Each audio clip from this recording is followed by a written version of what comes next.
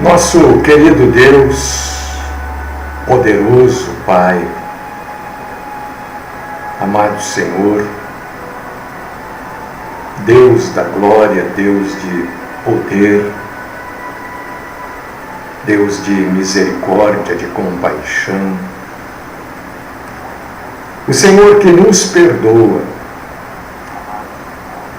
o Senhor que nos dá a graça do entendimento, o Senhor que nos inspira, o Senhor que nos ensina, o Senhor que nos orienta, o Senhor que quer que nós venhamos todos para a salvação que Ele conquistou para nós na cruz do Calvário. Bendito, bendito, bendito é o Senhor, nosso Deus, nosso Rei. Santo, santíssimo é o Senhor. Nos colocamos, ó Pai querido, na Tua santa presença nesta manhã, para render ao Senhor culto, adoração, louvor, prestar ao Senhor honra e suplicar aos Teus pés entendimento da Tua palavra, para que juntos nós venhamos a crescer na graça e no conhecimento do Senhor. Fala conosco então, Pai amado, que juntos nós possamos aprender, que juntos nós venhamos a saber um pouco mais das coisas santas e nos aproximarmos do Senhor. Fala conosco. A Tua palavra está aberta. Esta é a minha oração nesta manhã, com ações de graças no nome do nosso Senhor Jesus Cristo.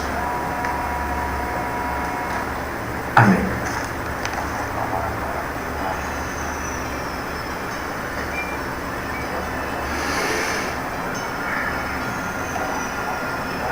Irmãos amados, irmãs queridas, você que gosta de saber das coisas santas e saber de maneira verdadeira, né?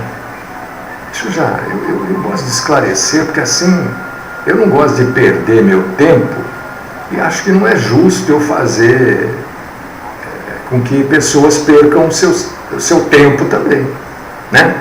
Então, você quer ouvir blá blá blá, essas histórias de, sabe, testemunho falso, preparado, você quer ouvir conversa mole, deixa eu dizer uma coisa para você, não é aqui, sabe, vai ouvir outra programação, 11 horas eu vou embora, você volta aqui na 103, porque agora, até às 11, eu vou pregar a palavra. Então, se você não gosta da palavra de Deus, você gosta da palavra de Deus manobrada, você não vai ouvir isso agora. Então, não perca o seu tempo, tá bom? Palavra pura, santa, cristalina e verdadeira.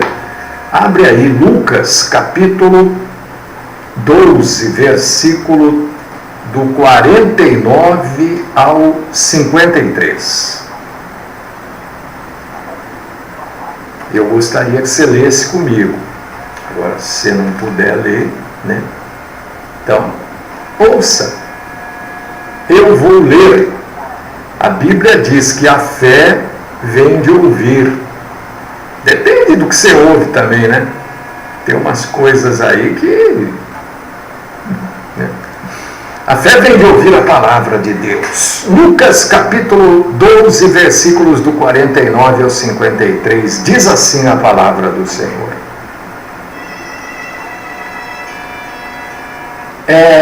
Jesus falando: eu vim para lançar fogo sobre a terra, e bem quisera que já estivesse a arder.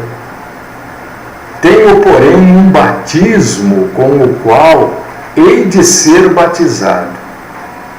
e quanto me angustio até que o mesmo se realize.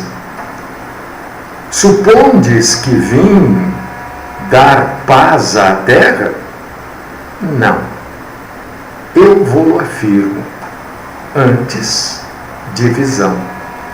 Porque daqui em diante estarão 5 divididos numa casa, 3 contra 2 e 2 contra 3. Estarão divididos pai contra filho, filho contra pai, mãe contra filha, filha contra mãe, sogra contra nora e nora contra sogra.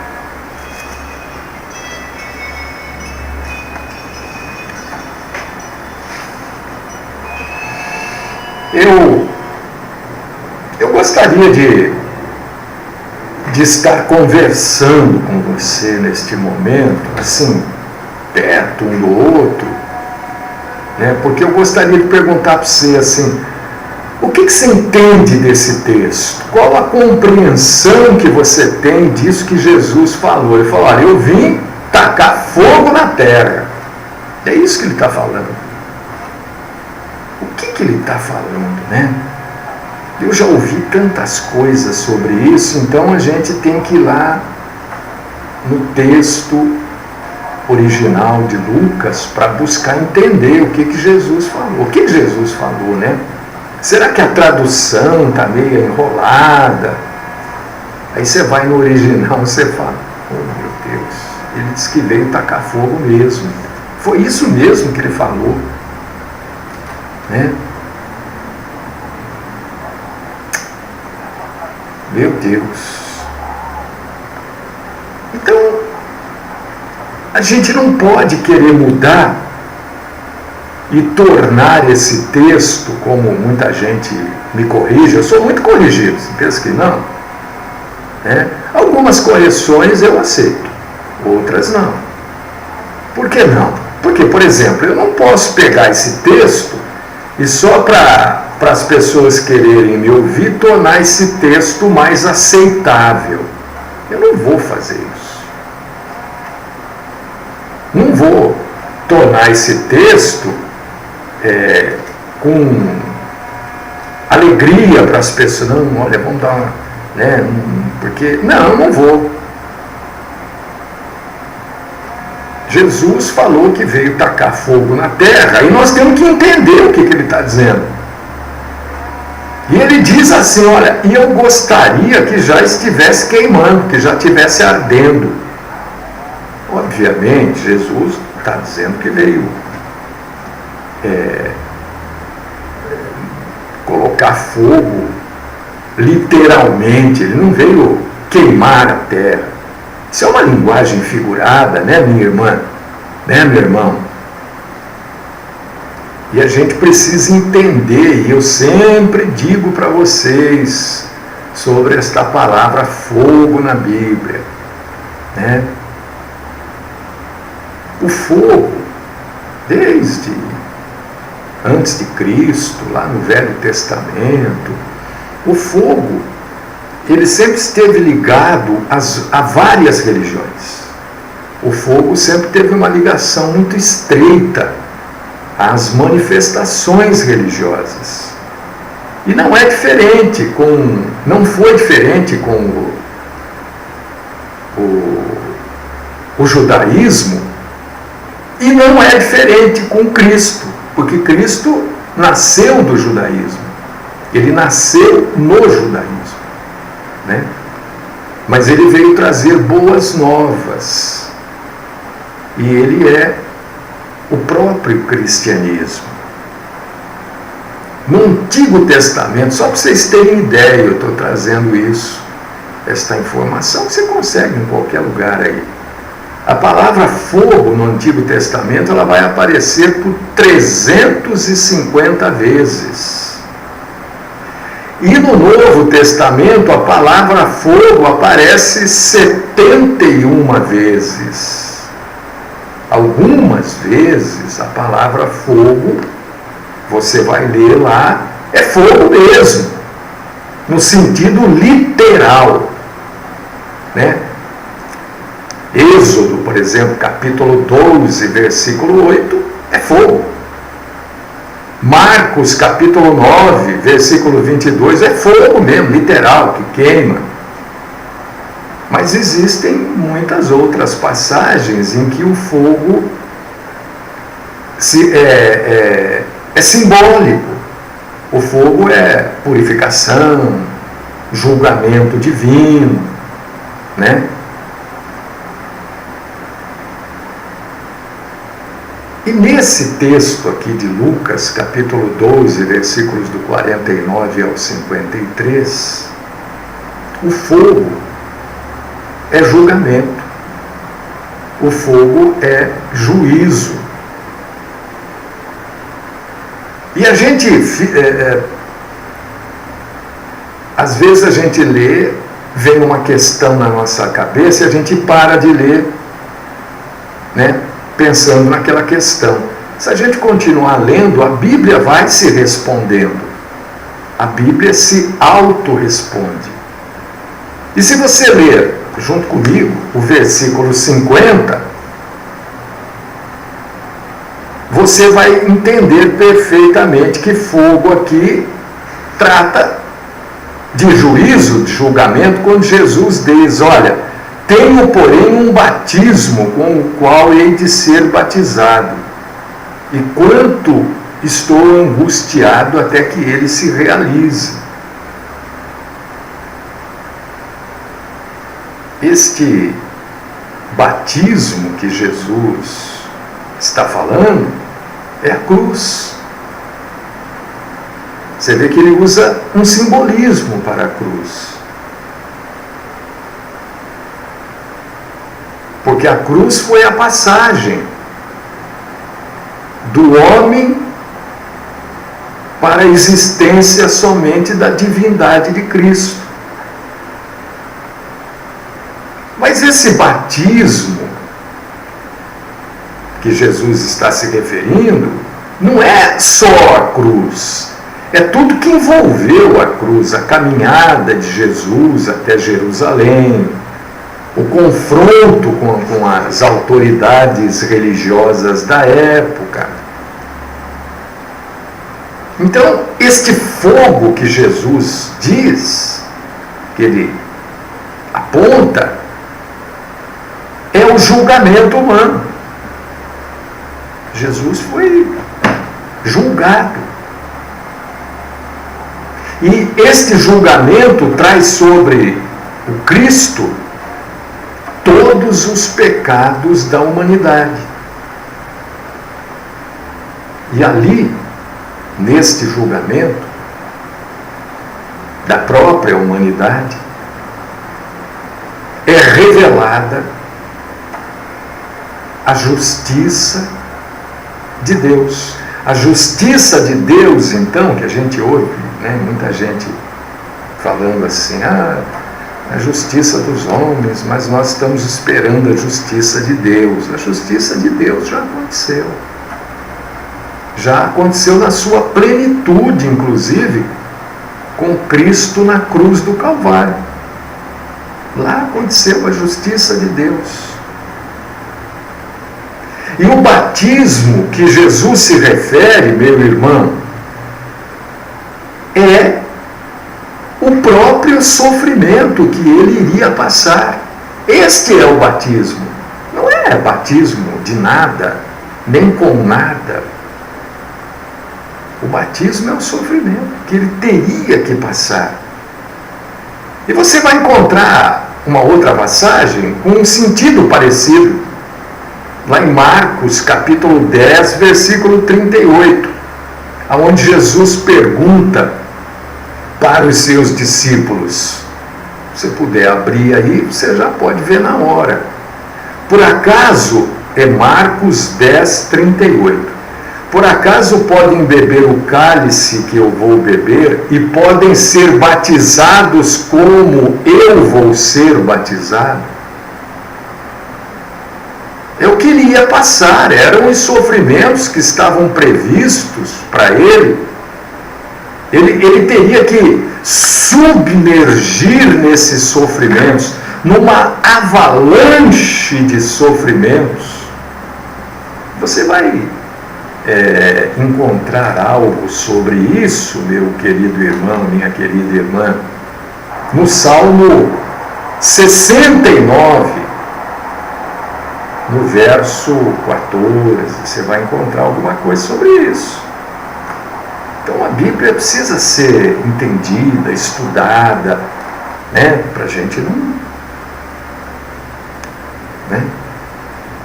Jesus mostra no versículo 50 e também no versículo 49 e 50 de Lucas 12,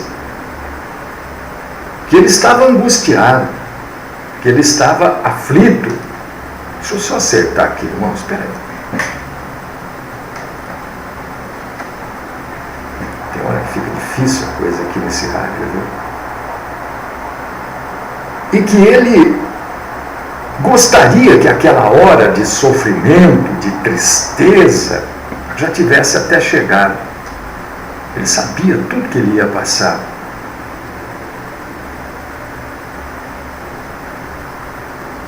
E ele, em determinado momento, ele ora ao Pai dizendo assim: se queres, olha que ele coloca a vontade do Pai em primeiro lugar. Afasta de mim esse cálice de sofrimento. Lucas, aqui mesmo, 22, 42.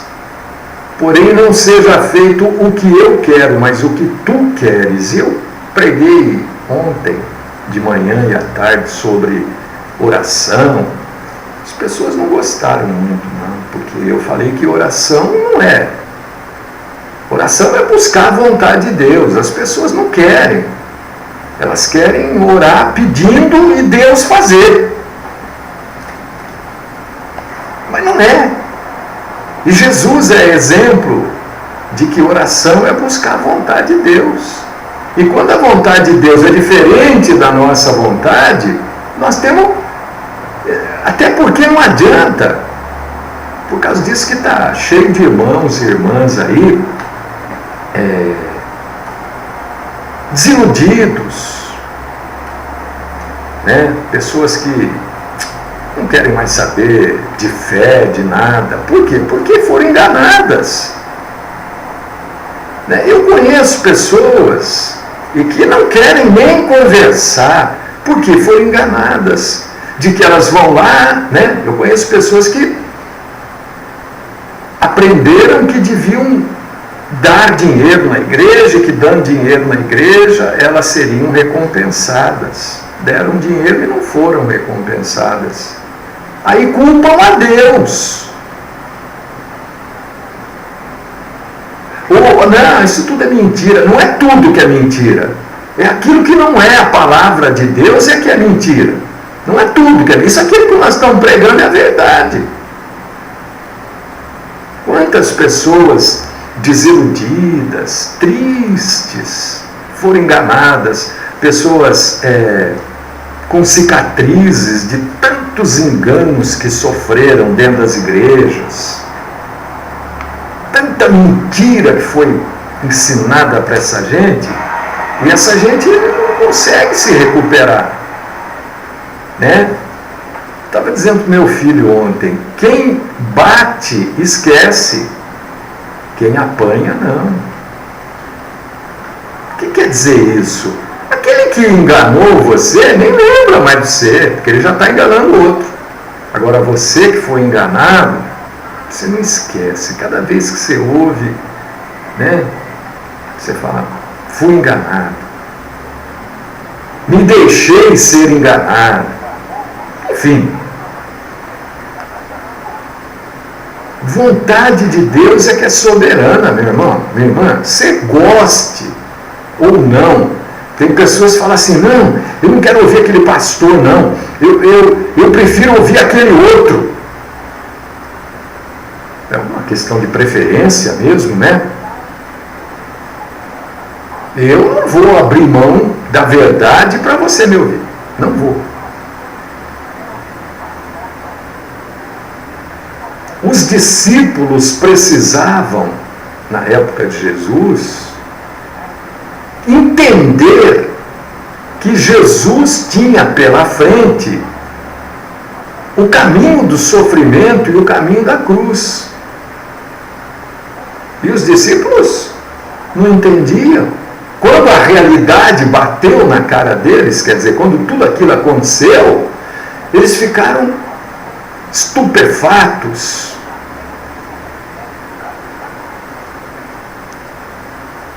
E Jesus também passava a mensagem para aqueles que o seguiam de que o reino de Deus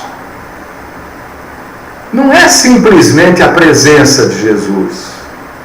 Tem gente que fala, Jesus está aqui, isso aqui, aquelas bobagens, né, que a gente ouve. E que tem gente que gosta, não que seja bobagem Jesus está aqui, mas é a maneira que é proclamado. Porque o reino de Deus não é só a presença de Jesus. O reino de Deus ele passa pela cruz. Sem cruz não adianta a presença de Jesus. Tanto é que Jesus teve que morrer na cruz. Então, este plano de Deus para este projeto, vamos falar assim, né? Deus não faz planos, nem tem projeto, mas eu estou buscando palavras do nosso vocabulário para que todo mundo entenda. Este plano, este projeto de Deus para a humanidade é um plano, um projeto com diversas etapas. E os discípulos não entendiam, e muita gente hoje também não entende. A paz, na verdade, é a última vontade de Deus, é a última etapa a ser cumprida. E Jesus queria mostrar para os discípulos que, olha, vocês ainda têm um tempo de vida aqui. E este tempo de vida que vocês vão ter aqui será um tempo de muita dificuldade, não será um tempo de paz. Por causa disso que ele diz, olha, eu vim tacar fogo aqui na terra. E os discípulos precisavam entender e compreender a cruz. Dá uma lida aí, Lucas capítulo 14, versículo 27. Cruz é enfrentar oposição. Cruz tem muitas vezes consequências dentro da nossa família. Lucas 14, 26. Por quê? Quando eu digo família, não estou falando só da nossa família, das pessoas que moram na mesma casa, das pessoas que são parentes, mas também estou me referindo à família igreja. Principalmente nesses dias, né? Dias que se tornarão muito mais difíceis ainda. Porque as pessoas vêm com pensamentos, querem agir da forma diferente do reino de Deus. Você pensa que a divisão entre esta denominação, ontem eu passei num lugar, eu vi lá a igreja, aí tinha alguma coisa na frente, eu abaixei para ver, né? Era um ministério, uma igreja, ministério tal. Você acha que essa divisão, igreja tal, igreja do pastor não sei quem, isso aí não foi o objetivo de Jesus, que houvesse essas divisões, esses nomes de igreja, né? E curioso que as pessoas encontram para satisfazer o seu peso na consciência, elas encontram na Bíblia até, eu já vi pessoas, quer ver, me mostra, mas não tem nada a ver, as pessoas encontram as divisões das igrejas na Bíblia. E o lugar que elas mostram, eu digo, mas não tem nada a ver com divisão de igreja. Uma igreja crê de um jeito, outra igreja crê de outro, este pastor acredita de um jeito, outro pastor acredita de outro. Isso não era, ou não é, o objetivo de Jesus. Isto acontece porque cada pessoa, cada denominação quer entender o Evangelho do seu jeito. Não, isso aqui é assim. Não, todo mundo pode fazer milagre hoje. Não. Se todos podem fazer milagre, por que existem as igrejas especializadas em milagres, então? Se todo crente pode fazer milagre, ele não precisa ir numa igreja especializada em milagre. E essas igrejas que são especializadas em milagres, por que não usam do amor ao próximo e vão alcançar muito mais pessoas indo até os necessitados?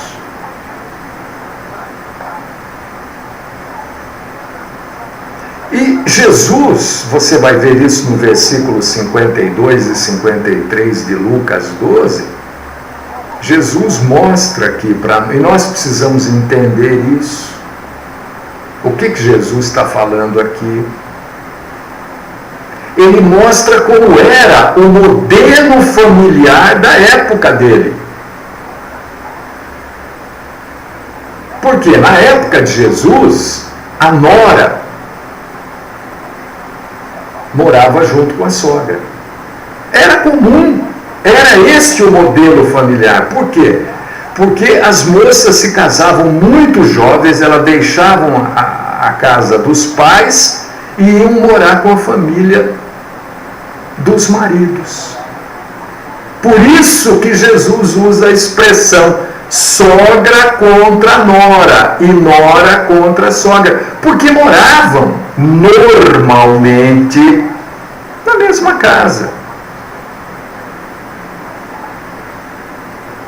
E se você for buscar o Apocalipse judaico,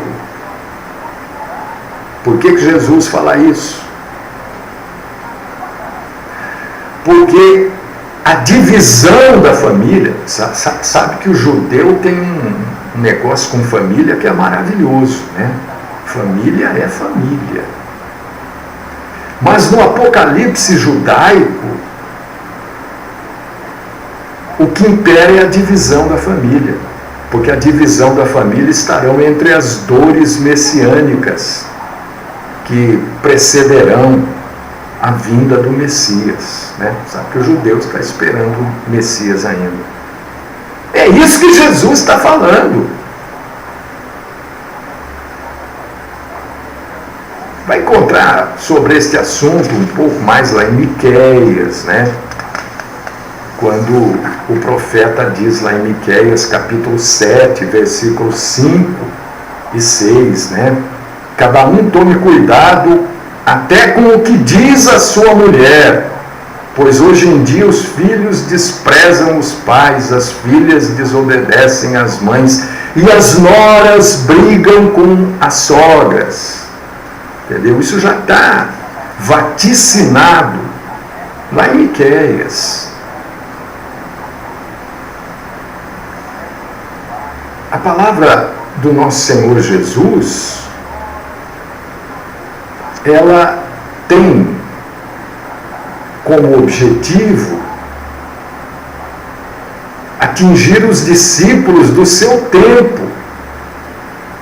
Não que não sirva para nós, não, mas ele está falando para as pessoas que estavam ali em volta dele. Para que cada um soubesse o custo da salvação. Porque o caminho da cruz não é um negócio imaginário. É imaginário para nós hoje, mas não foi imaginário para eles, foi real. O batismo que o nosso Senhor se refere no versículo 50 Ele não era necessário, mas ele era desejável da parte de Deus. Jesus podia ter recusado. Por causa disso que ele não era necessário, mas Deus o queria. E por causa disso que Jesus cumpriu, não a vontade dele, mas a vontade do Pai. Para que a presença do reino de Deus entre as pessoas fosse motivo de alegria e de esperança. Mas até hoje, meu irmão, minha irmã, o reino de Deus implica, o reino de Deus traz resistência, aflição e morte. É só você ler a Bíblia.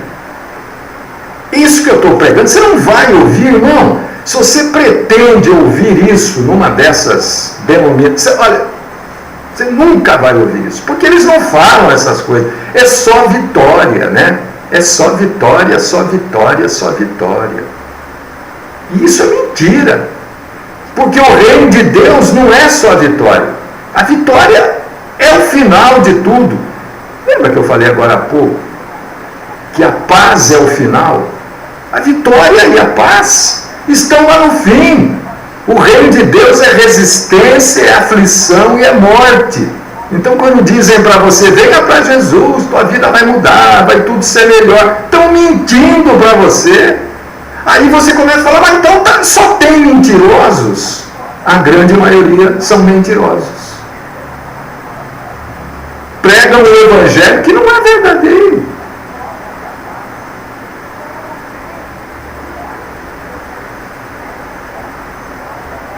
E, lendo a Bíblia, os evangelhos deixam claro que a cruz não diz respeito somente ao nosso Senhor Jesus Cristo. Aqueles sofrimentos da cruz não foi só para Jesus, mas foi e é para os seus discípulos também. Não só para o mestre, mas para os discípulos também.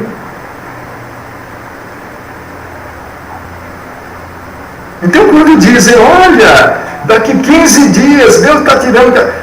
Está vendo por que a gente insiste aqui que esses revelamentos aí, né? Nada tem de verdade, não vem de Deus. Porque Jesus não falou que veio tirar o cativeiro de ninguém. O cativeiro é quem está em Jesus, aliás, não é cativo de ninguém. Só é cativo de Cristo. Se você está cativo do diabo, não é Jesus que tira, é você que vai para Jesus e a partir desse momento você perdeu, o diabo perdeu o cativeiro. Não é Jesus que vem na sua vida, é você que vai até ele. Eles pregam um Jesus coitadinho que fica lá na porta batendo, pelo amor de Deus, abre a porta para eu entrar no seu coração. Esse é o Jesus da Igreja Católica Apostólica Romana, não é o Jesus da Bíblia.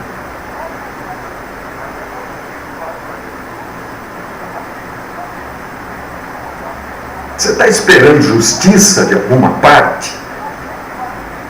Quer dizer para você que a justiça de Deus já se manifestou na cruz com o juízo sobre o pecado da humanidade e com a graça a partir do amor de Deus.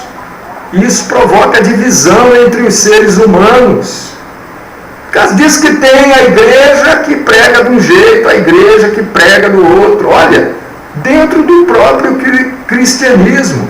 Não que Deus queira isso, mas porque as pessoas são o que são.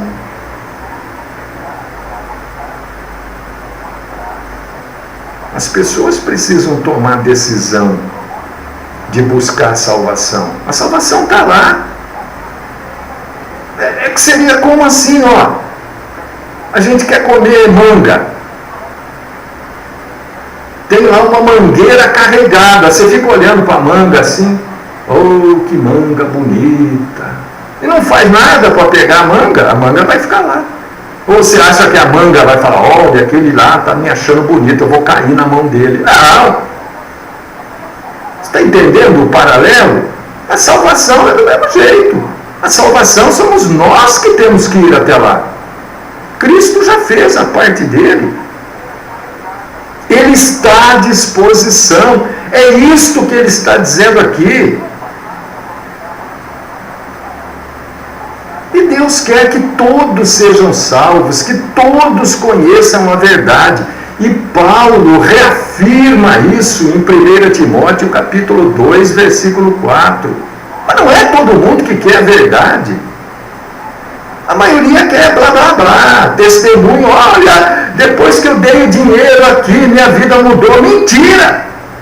Você quer fazer isso, você faz, o problema é seu. Mas isso não é bíblico. Você vê que para sustentar esta mentira, eles não usam os evangelhos, nem as cartas. Eles usam o Velho Testamento, quando a promessa de Deus foi específica para o povo judeu. Não há promessa de Deus no Velho Testamento para a igreja. Como é que vão sustentar essa mentira nos evangelhos e nas cartas pastorais? Não tem sustentação. Ou eles distorcem as passagens, ou vão no Velho Testamento.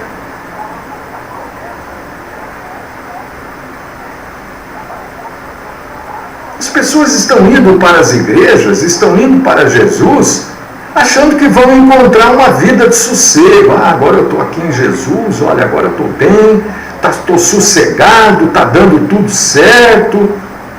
Mas se está tudo dando certo para você, você como cristão tem a ver com o problema dos outros. Aqueles que não está tudo dando certo, você como cristão tem que despejar sobre estas pessoas o seu amor ao próximo.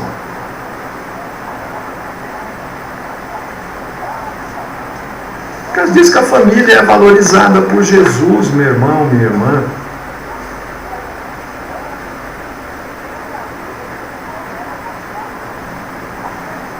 É isso que Jesus está falando ali. Jesus acaba trazendo divisão. Mas existe a divisão até dentro da igreja. Eu estou pregando aqui, talvez você esteja interessado nesta proclamação da palavra. Mas tem uma opção de gente aí torcendo o nariz, descontente, porque eu estou dizendo que isso é mentira, mas é mesmo. São mentirosos. São falsos proclamadores do Evangelho. São donos de empresas e não de igrejas. E isso é tão simples de você, meu irmão, minha irmã. Isso é simples de você constatar. É fácil de você, sabe, o pastor Mário é mentiroso. É fácil. Essas igrejas, em nome de quem que está o terreno, a construção? O IPTU vem em nome de quem?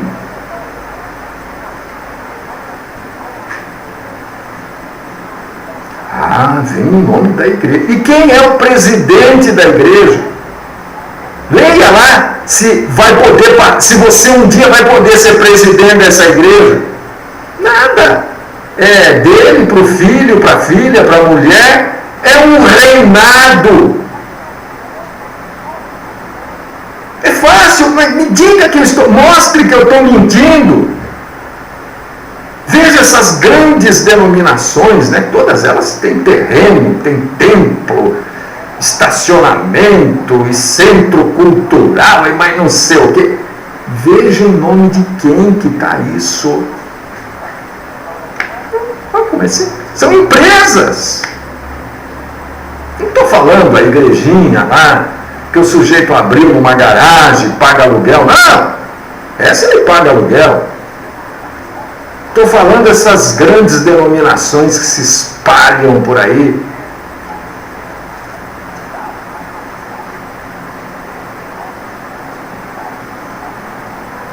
as palavras de Jesus são realistas. Ele veio para trazer divisão mesmo, entre aquele que é dele, aquele que diz que é dele, aquele que faz de conta que é dele, e aquele que não é dele. Infelizmente, como as pessoas não leem a Bíblia, como eu estava mostrando ontem, as pessoas leem e a maioria não entende o que está escrito, não consegue ler com vírgula. Se você não puser a vírgula, você vai ler tudo errado. Eu mostrei isso ontem à tarde aqui, né? Mostrei, era Tiago que eu mostrei, foi Tiago? Acho que foi Tiago, não sei se vai dar tempo aqui, né? Não custa nada mostrar de novo, são outras pessoas que estão ouvindo, né? Tem essa passagem aqui de Tiago, deixa eu só aqui, quer ver? Não lembro se era Tiago mesmo. Era Tiago, eu acho. Não lembro. Era Tiago. Que eu mostrei que uma vírgula muda absolutamente tudo. Eu não lembro. Ah, já achei, pronto. É Tiago mesmo, Tiago capítulo 5. Né? Como usam esta passagem? As pessoas não sabem ler. E os espertalhões, eles percebem, né? Olha, abre só para esclarecer você. É um adendo rapidinho aqui. Se não der tempo de orar no rádio, eu vou fazer a oração final aqui pela internet, tá? Se você abrir Tiago capítulo 5, versículo 14, está escrito assim: está alguém entre vós doente? Chame os presbíteros da igreja e estes façam oração sobre ele, vírgula, ungindo-o com óleo, vírgula, em nome do Senhor Jesus. O que os espertalhões fazem? Se ungir em nome de Jesus, mas não é isso que está escrito aqui. O nome do Senhor Jesus está se referindo, façam a oração, porque a oração tem nome de Jesus, não é? Ore ao Pai em nome de Jesus. Não é unção com óleo, tem vírgula. Então as pessoas leem, mas ouvem o outro espertalhão falando e fica quieto. Ninguém diz, mas pera um pouco, não, a leitura correta não é essa. Em nome de Jesus é a oração. Porque se você tirar ungindo-o com óleo, a oração continua certinha. Olha só, e estes façam oração sobre ele em nome do Senhor. A oração continuou. Ungindo-o com óleo é porque o óleo era um motivo eles usavam o óleo com fins terapêuticos. Era um remédio. A oração é em nome de Jesus. E o que as igrejas fazem? Ficam ungindo as pessoas. Nós te ungimos em nome de... Você vê que há divisão dentro do próprio evangelho, meu irmão, minha irmã. Jesus veio mesmo para trazer fogo. E esse fogo que Jesus fala ali é julgamento entre aqueles que são verdadeiros cristãos e os falsos cristãos. E não sou eu que julgo, é a Bíblia que julga. Se você é um leitor da Bíblia, você tem um julgamento na mão. A Bíblia que dá a sentença, não sou eu. Quando eu digo é mentira, eu estou lendo a sentença bíblica simplesmente. As pessoas dizem que eu fico acusando. Não, eu estou lendo a sentença, é a Bíblia. As pessoas se autoacusam quando não usam a Bíblia honestamente. E com o temor, mais do que ser honesto, com o temor de Deus. Querido Deus, amado Pai, eu te exalto, Senhor, te glorifico por tudo isso que o Senhor nos ensinou hoje. O Senhor é bom. A tua palavra é santa, é verdadeira, está para todo mundo entender aqui. Agora existem, né, Senhor? O Senhor mesmo nos alertou sobre isso. Os falsos, os mentirosos, os hipócritas, os comerciantes, os mercenários, aqueles que lutam com bom combate, como diz Paulo, mas por dinheiro, são os mercenários. Os comerciantes que fazem tudo pelo dinheiro. Livra-nos, Senhor, também desta forma do mal. Sustenta-nos, ó Pai querido, nas nossas fraquezas.